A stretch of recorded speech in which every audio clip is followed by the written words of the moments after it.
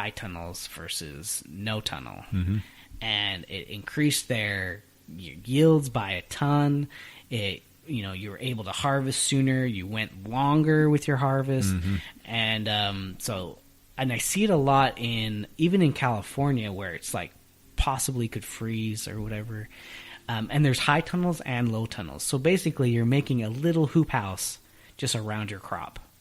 So say you planted something like strawberries, mm-hmm. and you just covered those strawberries with a thin layer, or just one layer, maybe two. I don't know. It's that frost blanket kind of material, right? Exactly. The remake. Exactly. Okay. It's exactly the same thing. So, except it's probably you just grow it in there. Sure. All the time. So is the high tunnel, just real quick, I want to kind of get the specs on this, if you know. Can you walk? In a high tunnel? Can you walk in a high tunnel? I think that's the difference between a high tunnel and a low tunnel. A high tunnel would be one that you could walk in, and a low tunnel is one that you don't walk in. Okay. And we're talking like width-wise, we're talking maybe like 3 feet?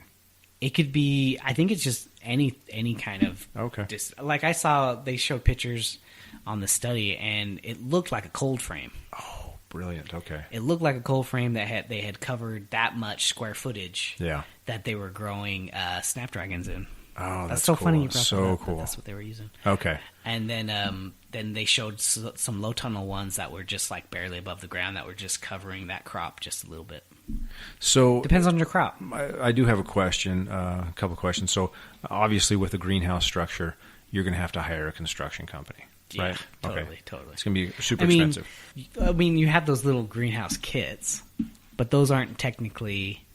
I mean, if you're going bigger scale, so like say we're on the 30 by 80 scale. Yep.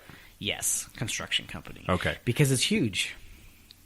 As far as cold frame, is that something that let's just say hypothetically you or I could do? Somebody who's capable, able, doesn't have a lot of experience with building stuff. Is that something? I would think yes. I think the worst thing you would have to do there is to make it a little semi-permanent is by doing like concrete holes. Like you put the post down, fill it up. That's it. That's like the biggest thing that you would do. Yeah. And if you've built a fence before and have done that, you've got that. Okay.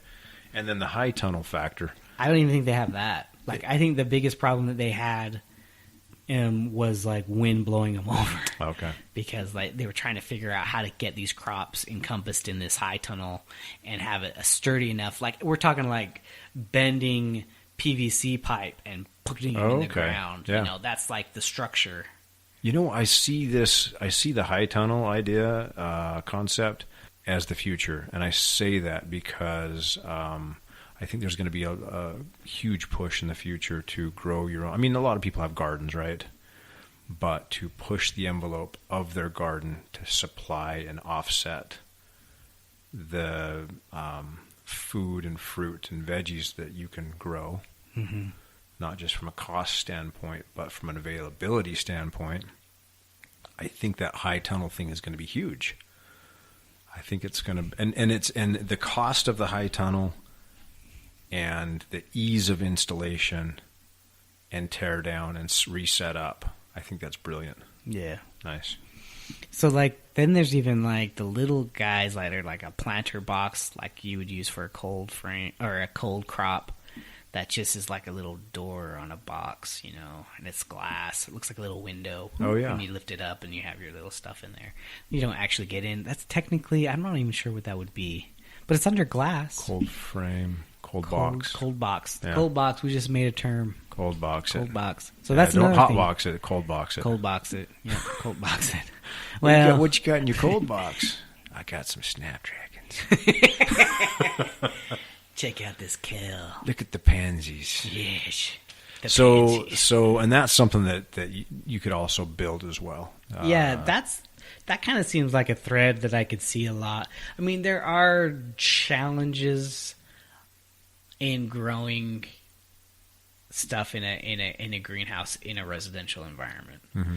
I think that's one thing you kind of got to realize, the cost of things.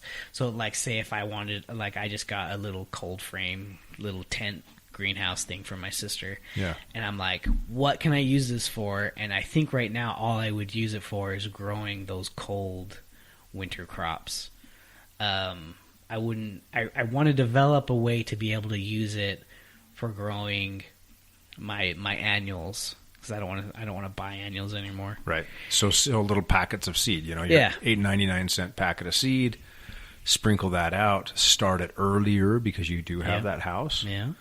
I think I might get some more barrels. Like I have some rain barrels, and I could just go to where I got those and just fill them up. And they actually have this. There is another kind of solution that you can put in the rain barrels that makes it more efficient for the heat exchange.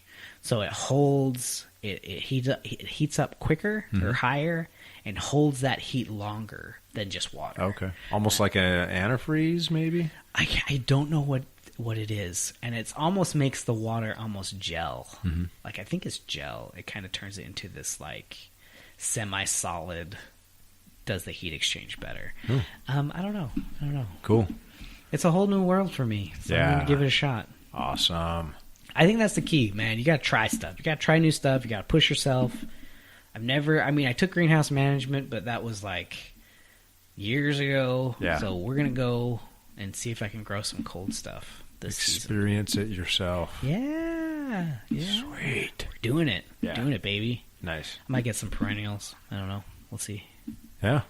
If I bought perennials, I would just put them in the ground right now. Well, I was going to say, perennial seed, I mean, you're looking at a turnover of like 8 to 24 months. Hey.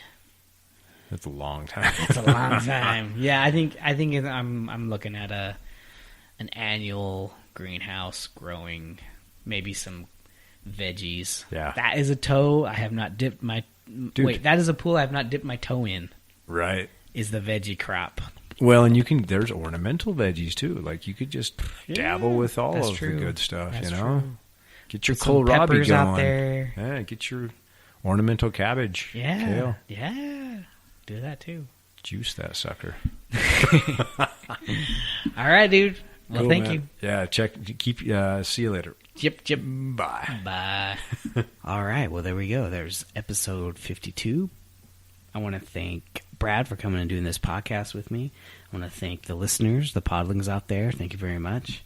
Thank our topic, backyard greenhouses. You can find us at thehorticult.com for all your horticult needs. We have links there for our Instagram where you can see all of our pictures that we put up. We post articles and videos on Facebook. Tweet out stuff all the time. Check out those. I try to do a live stream on Wednesdays, or at least post a new video on Wednesday.